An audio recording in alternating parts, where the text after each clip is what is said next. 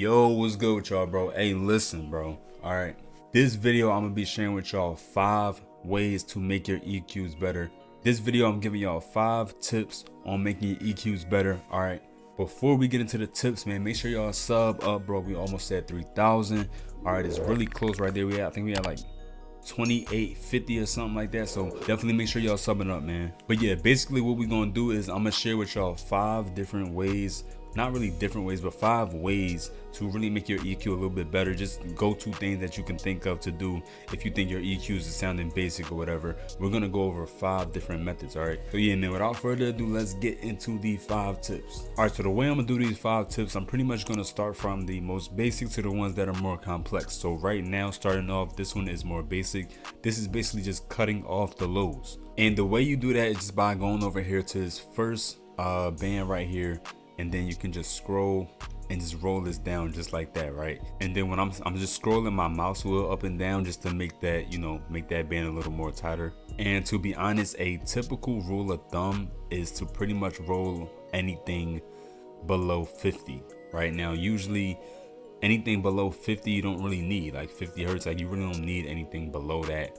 So I pretty much just roll this off like that, and then we're good as far as getting your vocal to sound more present, a little bit more clear, because all of this down here is just rumble that may come from the room, the mic, even the person's voice to a certain extent. We pretty much don't need that. So even if you're mixing someone who you're like, oh, he has a real deep voice, or she has a real deep voice, you still don't need pretty much anything below 50 hertz, bro. All right, so the next tip is pretty much the opposite of the last one, where we're actually going to be boosting the high frequencies. All right, now this one isn't as simple as the last one. So with this one, what you want to do, I usually go to right here and I'll do like a small boost depending on what the frequencies look like right here, right? But also something that is a pretty much like a go-to, a nice rule of thumb, is to boost this last one right here, right? Now, as long as you're recording in a room that's treated well, not a lot of hissing, and you have a de-esser on your vocal chain, this won't hurt it, right? A little boost like this, a little small boost on this last band shouldn't hurt it at all. Boosts like these kind of make it sound a little too spicy, like, it sound like McDonald's Sprite. We don't really need that, right? But a little small boost like that is just gonna add a little clarity and a little crispiness to it. And if you wanna, depending on the vocal, depending on what you want to do, if you want to boost something here around this, 2K, then that's cool. But like, usually if I don't take this down, I'll just leave it there, because this is more than enough top end to add to the vocal to pretty much make it a little clearer. So far, if you're just following right, our vocal chain, or I'm sorry, our vocal EQ is pretty much gonna look a little bit like this, right? That's just so far. We didn't mess with anything else, you know what I'm saying? So the third tip pretty much has to do with the beat that is going along with the vocal, and that's pretty much EQing the beat, right? So if you're working with an artist, or you are the artist and you're working with a beat, and the beat is just an MP3 or just a WAV file, you don't have the stems or anything, a little EQ can go a long way. So off the bat, my go-to when it comes to EQing a beat is to add a little bit of bass, right? Either right here, or if it's a song or a beat that has a lot of distortion already, I don't want to distort it anymore, so I'll go like right up here around this 100 200 realm. But if it's a beat that's fairly quiet, no distortion, I'll add a little bit of that just to add some more bass, right? Because remember, in the vocal EQ, we cut everything below 50 out. So we have room, we have space now to add more sounds and make it kind of fit together, so we can add this right here. So we're gonna boost this right here, right? Now what we also do is the same thing on this side, but the opposite, right? So we'll go over here. Remember I said we're adding this. I don't usually take this out of beats because usually hi-hats and snares live over here, and I don't want them to sound dull. Hi-hats and snares are important instruments to beats, and so I never want to take those out. But I might do a small dip right here, and yes, some of the snares and hi-hats do live right here, but just part of that frequency. Most of it is over here around this like 5K range, but right here I'll do a small little dip. So now that the dip is there, the vocal has space in the beat. And then if I did that boost here, this is pretty much the opposite of what I did on the vocal, and we're pretty much making it like sandwiched together, kind of like a puzzle piece in a way. So in addition to EQing the beat, I also, implement, and I suggest you guys do this as well, adding multiple EQs onto a vocal chain if you have space to do so, right? So right here, I'm in FL. I usually record and mix my stuff in FL, also my clients, because it's just easier. The workflow is easier. I know how to use Pro Tools, but to a certain extent, it's like once you look at what FL has, they have some tools that Pro Tools doesn't have, you know what I'm saying? Same thing, vice versa, but with the style of music that I usually mix and make myself, I usually gravitate towards FL. So FL has a limited amount of space on these vocal chains and stuff, right? So what I usually do is I make them count. And I do have 2 EQs on this vocal, and this is actually a song of mine right here. So I'll play part of it just to show y'all what it sounds like, and then I'll explain why I have 2 EQs on it. It's a black party, my nigga Montana said it. I got a number and barely texted. Blew my phone up and I barely read it. Free all my niggas, I'm sick of letters. Boy, why you talking, you federally? When they get out here, it's getting messy. Hey, Zoo, you got. I came with a demon, he bought the whole team. It's dark in my city, so we gotta beef it. I came in this bitch with a plane, I ain't leaving. She thought she was slick, had to pay her to leave her. I knock it out of birthday and Jeter. She knocking on my door, I can see her. Alright, so shout out to the producer too, who made that, what's like his name, what? Zoe. Shout out to you, bro. That beat hard. I'm definitely gonna, buy that joint and drop that joint. I ain't gonna lie. But as far as the EQ, all right, for this video, I put 2 on here right now. I'm gonna explain why. So this is the first one, and then bring the second one. All right, so these are 2 EQs that I use on all my vocals. Me personally, all right, everybody's vocals are different. Everybody needs different EQs slightly. So just remember that. But basically, if you guys want to take any of these settings, I don't care. You know what I'm saying? Just go crazy, do what you do. But this is pretty much highlighting what I said, especially this first one right here. So this one right here is where most of the that's my main EQ. Like if I took this second one out, technically this is the first one, but this second one is not as important as this one. This is the main one right here, right? But I'm showing y'all both because multiple EQs can do a lot of things, right? It's basically when you get to a point where you're EQing and you're like, all right, these bands aren't doing enough, because they all connect. Like if I move one, it moves this whole line right here, right? If I move that, it moves that down. You know what I'm saying? There's little things that you can do. So that's when you just throw in a second EQ, right under the first one, right? So now this is getting processed. This vocal is getting processed right here, but I also wanted to take out certain frequencies. So what we do is we'll just add this one, and then as you can see, I put top end on this one as well.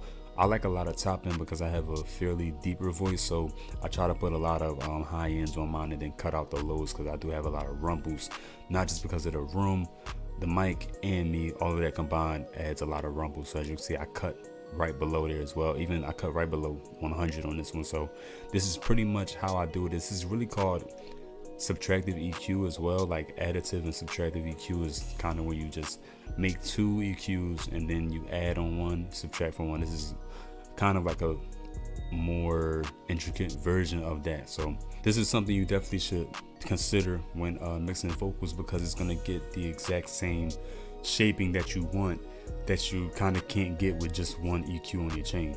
And the last tip, this tip right here is a major one. This is something that's a lot of people may not even know that you can do in FL for free without any other plugins, and that's dynamic EQ, right? So dynamic EQ in a simple way is pretty much where you're telling the EQ to change at a certain point in the song and then go back to regular when that certain part of the song is not happening, right? So normally what I use this for is when I'm mixing vocals and I put the dynamic EQ on the beat to duck those frequencies that I was telling you that the vocals live in that we usually boost. I'll duck that part of the beat while the vocals are on, and then when the vocals are off, bring that part back up so that we can hear the all of the frequencies in that beat for that moment while the vocals are not going.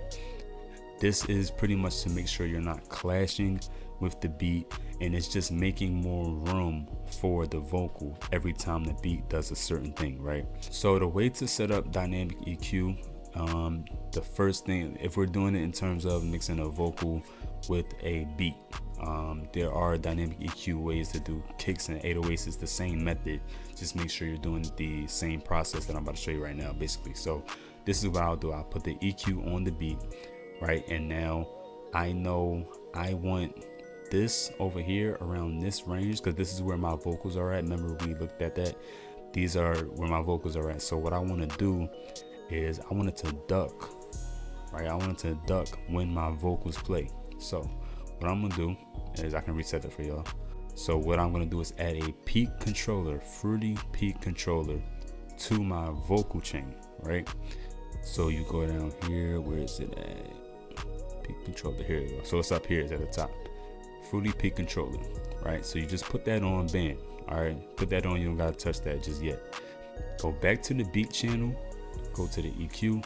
So what I'm gonna do, you can have this set to the default, or you can do, it don't matter what you do, but you want to go over here to this right side. You see this square, you right click that, then you hit link to controller, internal controller, and then we're going to go to peak control. All right, right there. And then we're going to change this input to inverted. We're going to hit accept. All right, and then we're going to go over here to the peak controller, and we're going to play around with these 4 knobs. You don't have to touch anything else. These 4 knobs, and we're going to make sure we can get the dynamic EQ the way we want it. So just to show y'all so it stays up, let me detach this. All right, so now it's detached. So you see, right, all I did was I just put the peak controller on, and then as you can see, all right, so as you can see, as soon as I put the peak controller on, the EQ just goes up like that, right? So what we want to do is we want to put it on like that, so that it's set regular before I play anything. Now I'm going to play the song, and I'm going to play around with these 4 knobs so that we can get this motion going on. All right, remember that's the goal. So I'm gonna play around with the knob so that we can get this motion going on. That's the goal. So we want this to go when the vocals are playing, all right, at a good speed. All right, so yeah, I'm gonna play the, you know, the song or whatever, and then I'm going to mute my mic just so y'all can hear it clearly. But yeah, that's what we're gonna try to do. It's a glad party, my nigga Montana said it. I got a number that barely texted. Blew my phone up and I barely read it. Free all my niggas, I'm sick of letters. Boy, why you talking, you federally? When they get out here, it's getting messy. Hey, Zoo, you got. I came with a demon, he bought the whole team. It's stuck in my city, so we gotta beat it. I came in this bitch with a plane, I ain't leaving. She thought she was slick, had to pay her to leave her. I'm knocking out the bar, they a jeter. She knocking on my door, I can see her. I'm rocking, got a hold on my beater. That pocket rocket get you bro like a teacher. How the fuck she gon' tell me I need her? You ain't let me wait before I was in. You ain't want me when that money was funny, but now you want me, no, I cannot believe it. All right, so cool. We actually got that pretty quick. I think the biggest key is this bass right here, because if I had that to the left, it would have been going all the way up and crazy stuff. So it looks like when you throw that peak controller on the part that you want to affect the EQ of the dynamic EQ that you put on the beat or the vocal, the 808 kick, whatever, it looks like you want to put that bass all the way up at first if you want to achieve that same effect that I'm doing. So if you want to do the opposite, that's fine, but that's pretty much a tip that is used with a lot of presets and a lot of plugins that have dynamic EQ in it. FL Studio doesn't have an actual dynamic EQ plugin, but using this peak controller and using the EQ with that, we're achieving the exact same thing that a dynamic EQ does. Now, obviously there are, you know, things like Fab Filter, the Pro Q3, stuff like that. Those are ones that have that in there already, and they do it very well. So if you do have that, I suggest using that. But this is an option for people who only have stock plugins, who just want to achieve that same effect and they don't want to, you know, have to pay hundreds of dollars for that Fab Filter stuff. But yeah, bro, that's the 5 tips, man. Those are the 5 tips that I use when I'm EQing stuff. So if you want to know more tips about mixing, make sure you subscribe. Make sure you subscribe, like this video, comment what else y'all want to know, any other mixing tips. And yeah, let me know if y'all like this song too, man. I might drop it, I don't know, you feel what I'm saying? But that's it for the video. I appreciate y'all, man. I'm out there joining you, feel me?